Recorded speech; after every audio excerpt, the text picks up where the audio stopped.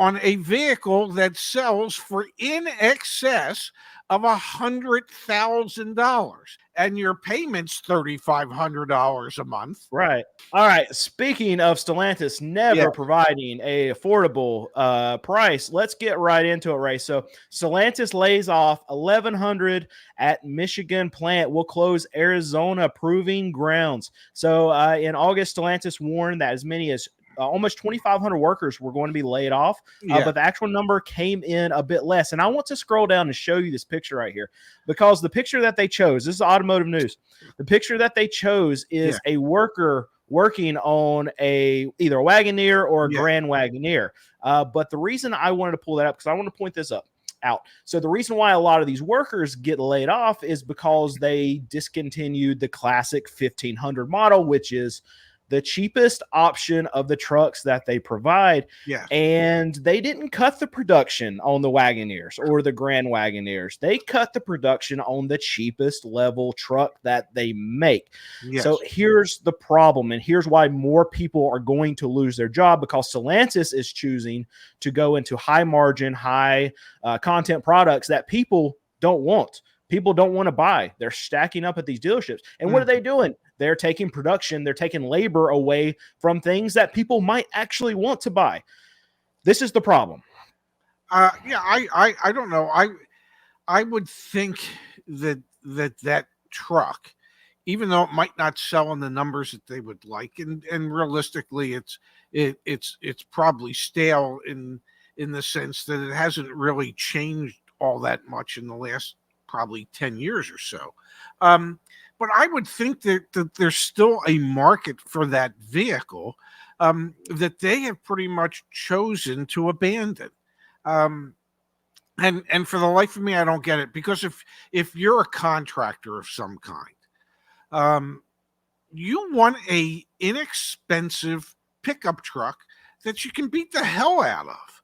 You're not looking as a contractor to beat the hell out of a $70,000 pickup truck, but you know, you don't mind as much beating the hell out of a $40,000 pickup truck, just a base work truck. And so I don't quite understand why they think there's no market there. I gotta believe they could keep that vehicle going for as long as they want. And I just saw a classic on a dealer's lot. It's probably about a month ago. Did a video showing it, and it was $50,000. So this is the ridiculous part about it.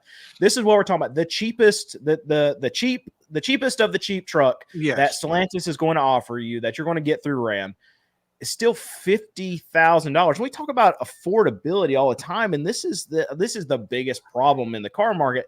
And I see in our chat right now talking about there are more layoffs coming, and this is probably absolutely true, because the more that manufacturers lean into these high margin products, then it might make them a lot more money, but at the end of the day, their dealers are only going to be able to sell so many of these as far as what the economy's doing. Who knows if it's going up, going down?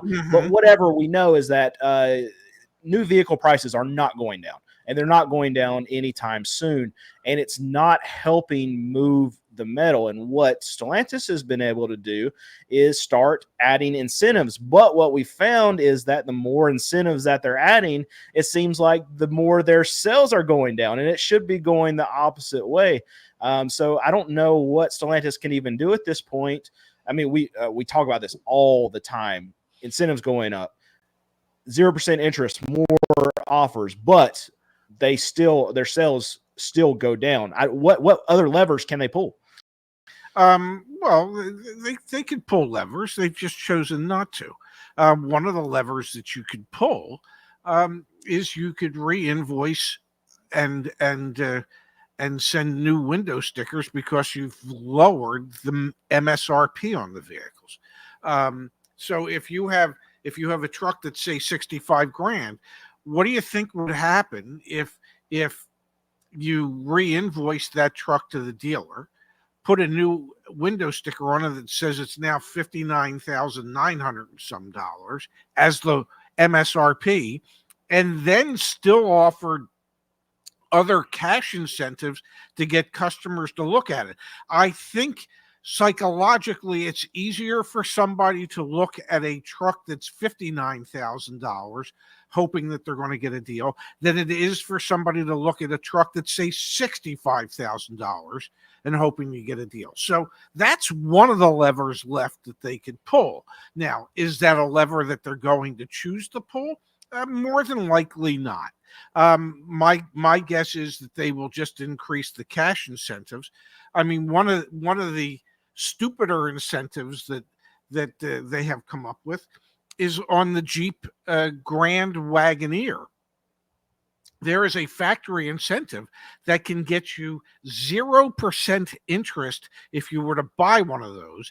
If you qualify, and you have to have top tier credit scores to qualify, but you could get 0% interest for up to 36 months on a vehicle that sells for in excess of $100,000. So that when you take a look at this $100,000 vehicle and you go to finance it for 36 months and your payment's $3,500 a month, Right. as I said to Zach yesterday, you could get yourself a nice studio apartment in New York City for $3,500 a month. The reality, however, is the Grand Wagoneer might have a little more space than that studio apartment. So does it make more sense for these manufacturers? I know like incentives are something that customers can't just know about when they're. I know you can research these things, but customers are not going to research what the incentives are on the product for the most part before they walk onto the dealer lot. So would it not make more sense from these manufacturers' standpoint for the customer to, instead of doing incentives, to just go ahead and lower MSRP? I've never gotten that. If they're going to add these incentives, say that's $3,500 off of every Ram 1500 that they're going to sell, why would they not just lower the MSRP? Tell me the difference between the two. Well, I know, like, I think on most of the Ram pickups at the moment, there's probably a minimum of 15% off. Okay, that 15% off is from the manufacturer. It has nothing to do or no impact whatsoever from what the dealer could continue to discount that vehicle for. It is a way for a manufacturer to protect the dealer's margin while the manufacturer is the one that is bringing the price down, because most dealers are going to say, well, we already gave you 15% off. How much more could you possibly want? But I can share with you, there are times when it does work, where you lower the price. 1998, Acura made a TL, okay? And at that time, it had an MSRP. The base car had an MSRP of, I don't know, $35,000. 1999, for the 2000 model year, they decided to come out with the new and improved 3.2 TL. That included an upgrade in options, a dramatic upgrade in options, audio-wise, interior complements. Every goodie you could want in a car was pretty much in it. Okay, and they lowered the MSRP by like $5,000, so it was under $30,000 for the new 3.2 TL that had more equipment than the old TL. And for the next 18 months, you couldn't get your hands on one because every one of them was pre-sold because it was such a strong value. Okay, and they sold for MSRP for like a year and a half. And even at MSRP, it was a great value for customers. So could Stellantis do that with their products that are sitting? Could Stellantis say, I don't know, the $110,000 Jeep Wagoneers are $20,000 too high and lower the MSRPs to $89,995? Would that spur interest in the vehicle?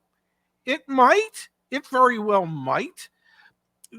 they've proven for the last 2 or 3 years that at $100,000+, there isn't really much of a market for that vehicle. It doesn't compete with the Suburban, with the Denali, with the Yukon, with the Escalade. Okay, it doesn't compete with the Navigator. It just, I mean, when people think of spending $100,000+ at the Jeep store, they're expecting to get 2 or 3 vehicles, not one. And so, yeah, they could do that on their overpriced Grand Wagoneers. They could do that on a lot of their overpriced pickup trucks. They could dramatically reduce the MSRP. And if you built a marketing campaign around that, making trucks affordable again and showing how you've slashed the MSRPs, I think that would drive traffic to their stores. That would be the new what's the new slogan? The MATA, the MATA. Yeah, making trucks affordable Yeah. again. Yeah. Yeah, there we go. Yeah. All right. Well, a lot of you might not realize this, but this is a brand new channel. So make sure you hit that subscribe button, like, and let us know what you want us to talk about. Yeah. So question for you, since you've lived through this when you were in the industry, when you saw manufacturers lower MSRPs. So let's say, okay, next year, Stellantis, Jeep, Dodge, Ram, they wake up and they say, okay, these trucks that we were selling for $70,000 is not happening. So those same trucks in the following year, they come out with an MSRP of $50,000. Now that's a huge, it's not going to happen that way, but they come up with lower MSRPs. What happens to the previous year models sitting on these dealer lots? Is it something that the manufacturer is going to come in and help sell these trucks? Because when you have a 2026 that's sitting there at $55,000 and you have a 2025 that's sitting there at $70,000, a customer is not going to buy the year older model when those trucks are still. What happens in that scenario? Well, what happens is the manufacturer, in this case, it would be Stellantis, would say to the dealer, here's what we're going to do. We're going to give you a final payment of marketing support for this vehicle. And that final payment could be $15,000 or $20,000 to the dealer.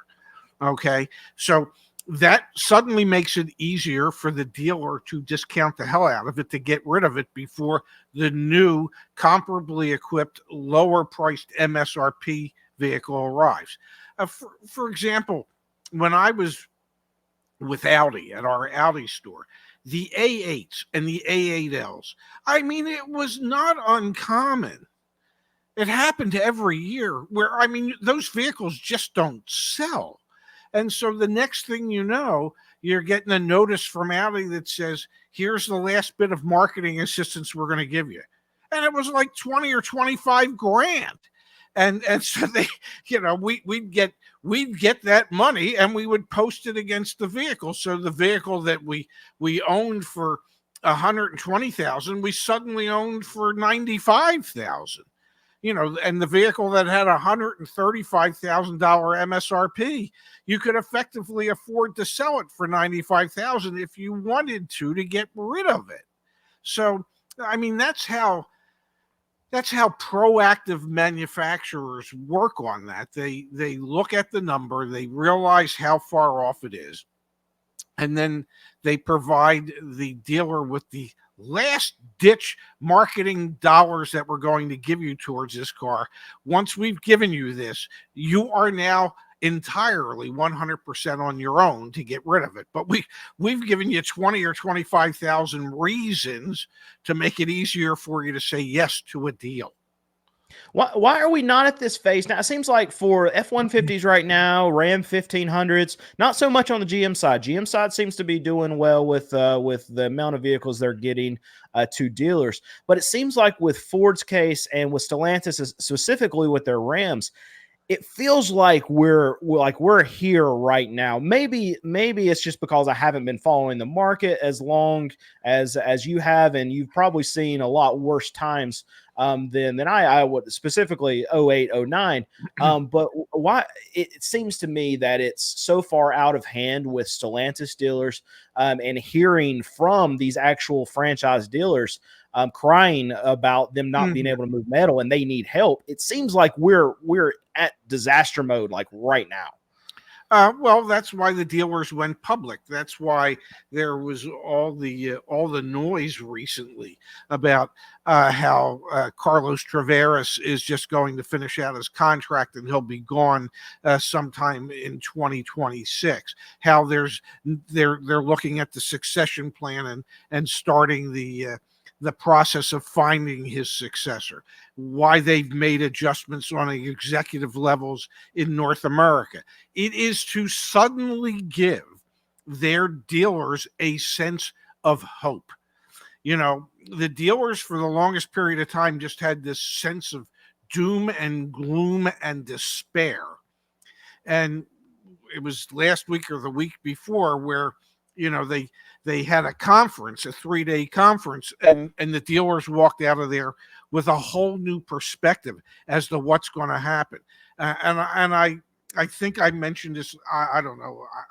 I can't keep track of all the channels. Okay, but it is like if you have your dealer body at a dealer meeting for 3 days and they don't walk out of there pumped up, you have done something dramatically wrong as the manufacturer, because these meetings are simply meetings where everybody blows smoke up everybody else's ass. Okay, am I allowed to say that? You can say whatever you want to. I don't care. I tell you what, if it's politically incorrect, if it's something that we shouldn't put on the channel, I'll leave it on there. We'll just bleep something out. There we go. Well, but that's what happens at these meetings.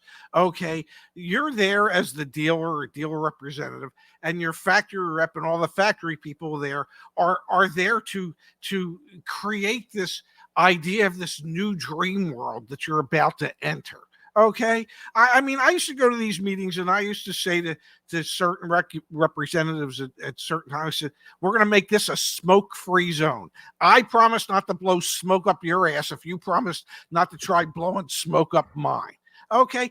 Let's deal with reality. Let's deal with truth. But that's not what so they go to these meetings for 3 days. Okay. They get pumped up with all this crap and propaganda that the manufacturers is sharing with them.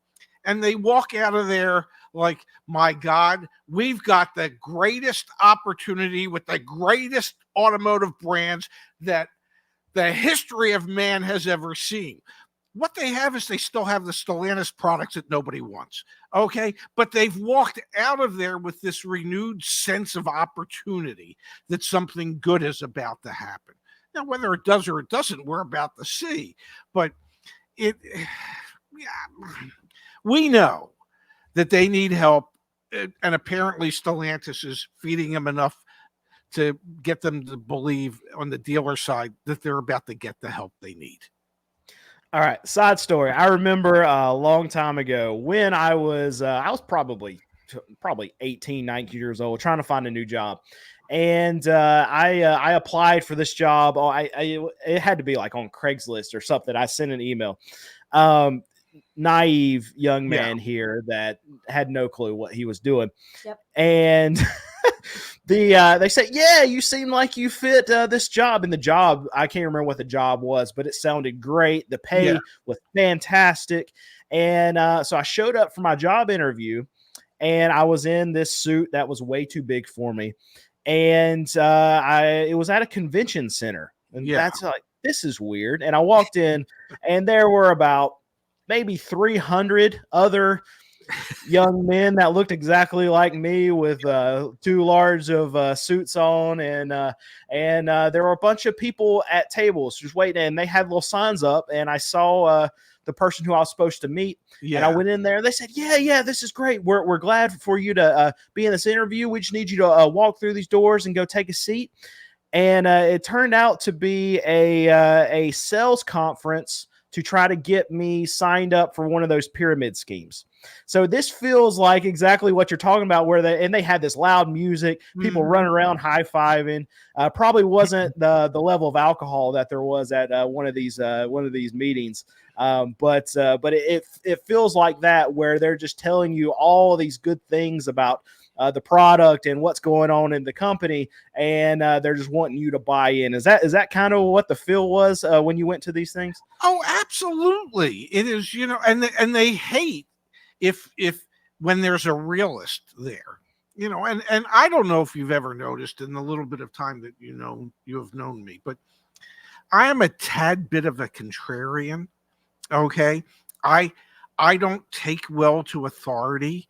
I don't necessarily believe what authority figures say to me. I question them. And what I found over a lifetime is, well, people in authority don't like if you question them.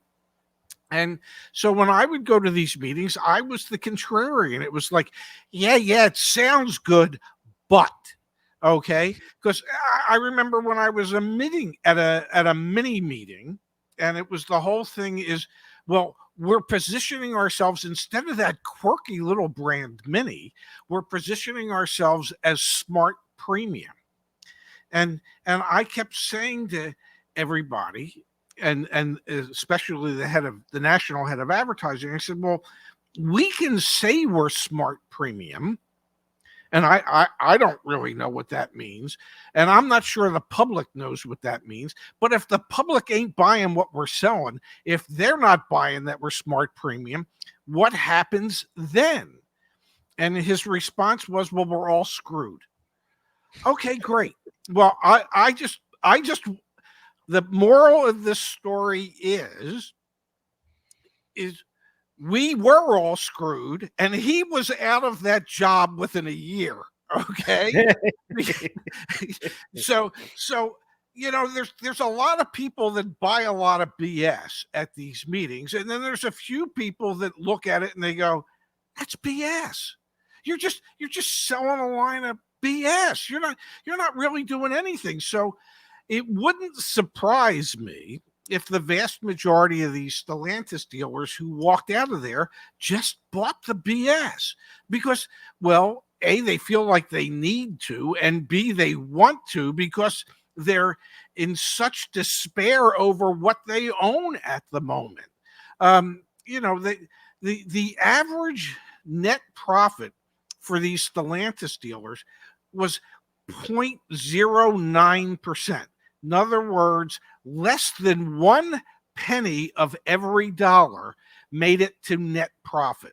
Less than 1 penny. Now, in the automobile business today, new car dealerships, new car franchises, that number is probably closer to 4.5% to 5%. Used to be about 2%. They hope to get it at Stellantis back to maybe 2 to 2.5%. So you're sitting on a death trap, a financial death trap with these dealerships, especially when they hope to get to half of what the rest of the industry is at. So I don't know. They're hopeful. Yeah, I feel better now.